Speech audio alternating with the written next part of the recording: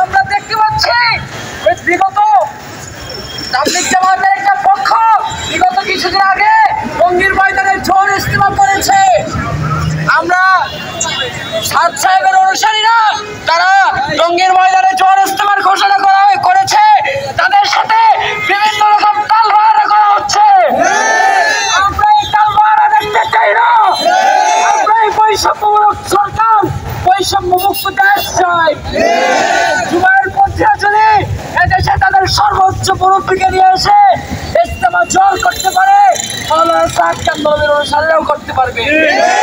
আমাদের এক দাবি, এদেশে বৈষম্য মুক্ত ইস্তেমার জোর আমরা চাই।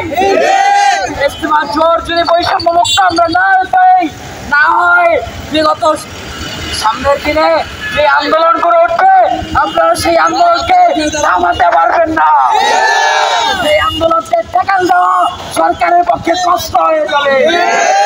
আমরা স্পষ্ট সচেতন ছাত্র নাগরিকের পক্ষ থেকে স্পষ্ট জানাতে চাই, বৈষম্যমূলক সরকার বৈষম্যমূলক আচরণ বন্ধ করুন, বৈষম্যমূলক আচরণ বন্ধ করুন, এই দাবি আমি জানাতে চাই। আসসালাম।